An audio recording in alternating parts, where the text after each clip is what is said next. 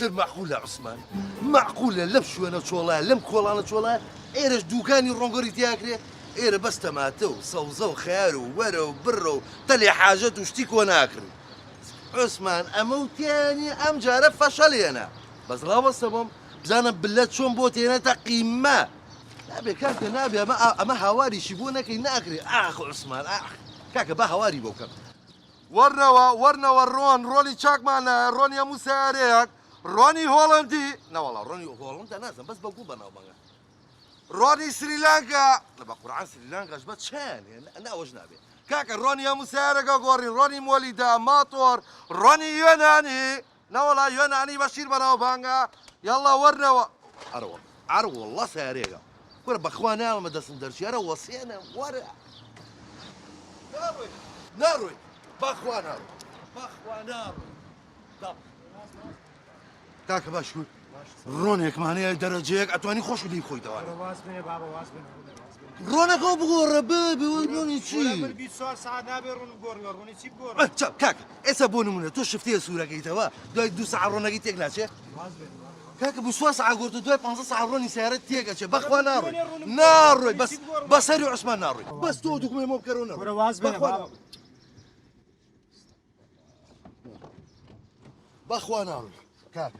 باخوا اورونا غورمنا مهناك برو بابي ولا ديوني رونم غوري وروني شي بغور ما قربان يا جو برو قربان تدو جوكر باخوا ما خليك سابتي خو اغيلي ماني شفتو زين بقربان يودلو ما انتو ديال باكين تو خو مرو تدو برو كاكا باخوا روي بقران بصير عثمان روي برو تدو برو كاكا ده بيبي انا برو كاكا جر دبرو كاكا دبرو تو خو دبرو كاكا ما تو زين باكين دبرو كاكا هسه هاودو كاكا كمان برو كاكي من تو زرحمو بس يبي بقربان جاوب ما تجينا باكي كاكي بيغورو برو ناو دي كاكي يكتوس ده اليوم ده اليوم بقربانه برو رجعنا قلت برو ورا بالله ورا عمله دز دي ايه لا بخوا لا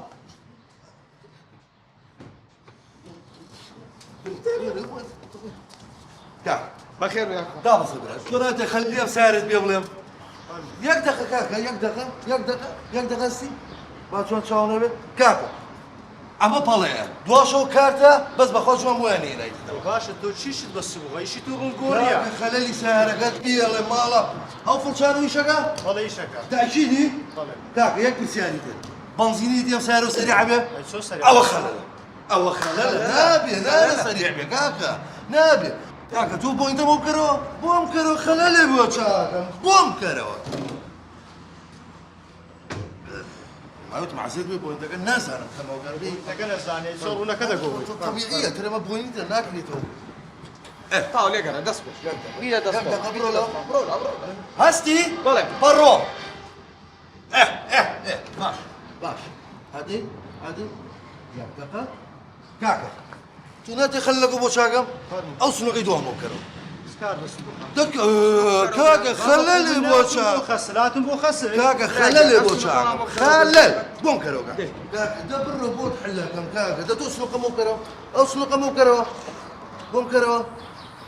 كاكا من يشكي جواني بوكم خلل بوشاق فرم باشا كاكا اما نيبي بو خسل اما خما بو خسل لقي والله بس هي زار حزقي بوتو جدي بقيش بس رونا شي تساكن بودانين المانيا كم بودانين باشا بخو المانيك ما لا حق ساق ماركه اسمو اقرم باشا بجيب يلا بوما برو كاكا برو والله ابي نقصان اي زوزا بخوها عقل بخوا ساقش عقل يشتبه برانا الرونا بي هستي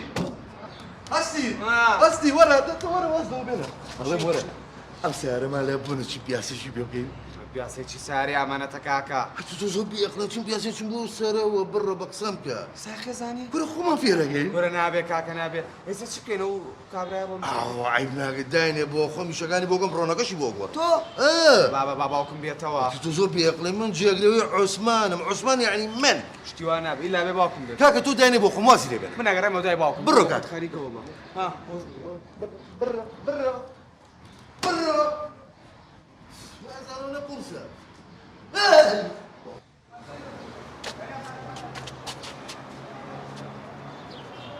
باشا باوكم أبي لك يوبي يستح باوكا باوكا باوكا عثمان باوكا باشا أبي لك كاملة أبي موت صوت طبعا ورمبو أبي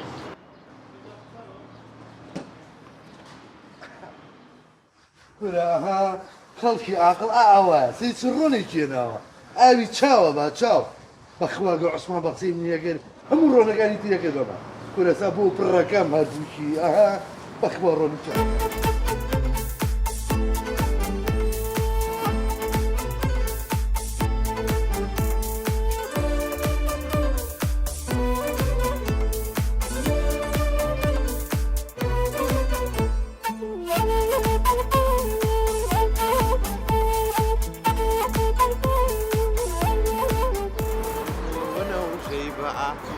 خانمي شو ترى ديوا خانمي ني ني ني ني باوكا عمرو أنا وين شوتو يكرم تولي كمان يروح الصمون ويكون درجة كا شوت بوتسيا يبون يورو نمود يكون ترى بابا ما إذا ما أنا ميرانا بيا يسبوا ما ليش كان بو هات تدرب دكان هذا لو بينا مشتريات هو إيه والسياني ليه ليش دبر خليك يشبه سيانا دوان أو تعمل برامبرتم إيه دواني ليه بس طاو دوانيش نية هيك بو بكرت شو تاو دكاني برامبر وتي بزانم أو مطعمي برادرم لويا وتي أنا قصوشت لك لك مزامة قال لي رفشل ماني أنا بوي مسين بوي لا حول ولا إيه بابا والله فشلي في أمره يا كم روج دكان ثاني بو فشل بينين إيه ترى أولني إنجا مشتريات هو سعر لويا يعني دكان كي ليه والله بس بلا بس بلا سعرك شي ليه ورا بوني تشيل داوتو باوكر ربوني يلا عثمان ورا مش جنبري مش ديتي ورا مش جنبري شو ولا او بري رفيق مطعمي إيه؟ ودي ستافك امر شو في اسم بستافك يشكريه وتم والله ما حاضرين ليرة فشل ما هنا ريقة شي بوه ولا فشلي شي قوما ولا جوله وانا بيع عقاب شي بوه والله بليني وسهري شي لي بونيتي الله وتوا اي قرب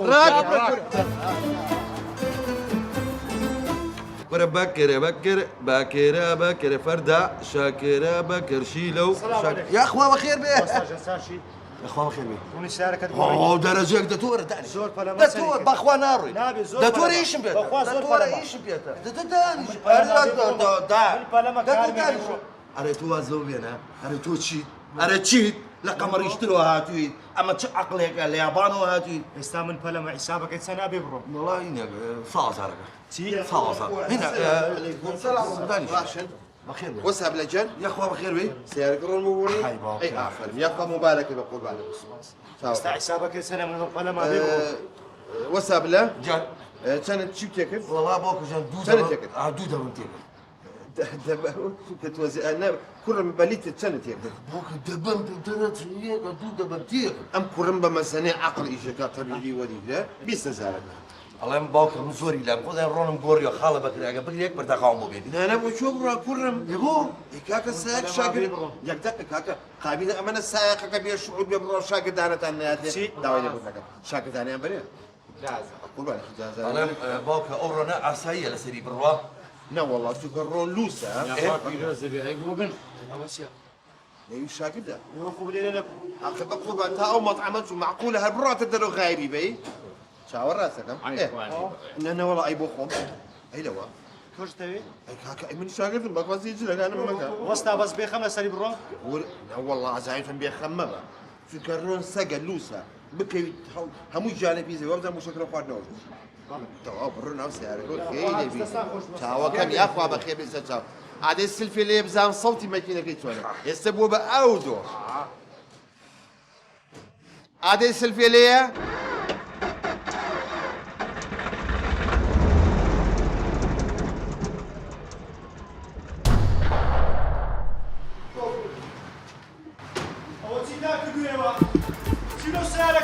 كاك احتمال اخونا زاني يسلف لي جينا ما وصلت لك مو بوليس لا ما بقول ولا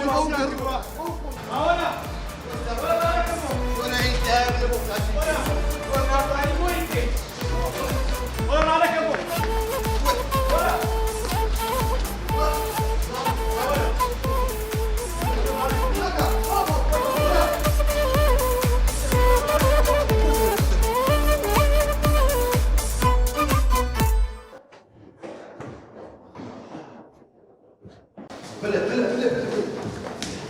شنو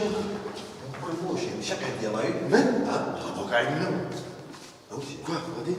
هو كوا بيلا والله والله باقي تاش ولا جيرتو اي باشا والله بوا ماني كي جوانا مالك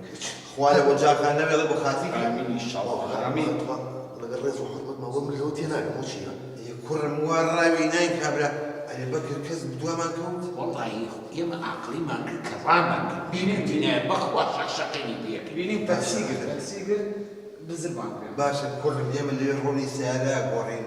بملي ورد امبرون زيت خلق شفتي بيش من قاعد بوك انت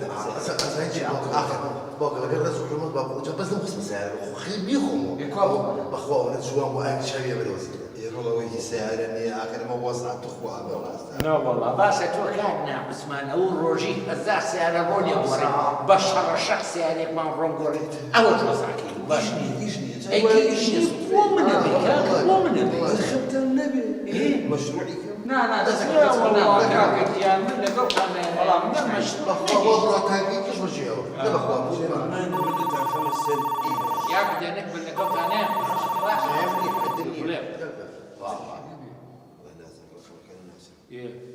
الو من هذا بي اواز قال خدماتي شو كان دق بس ارجع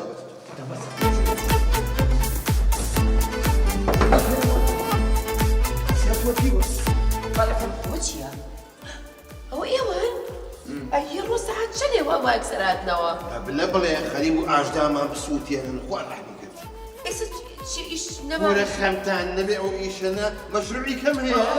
يعني ايش النبي عثمان سبحان الله انتوا ما تشوفوا الله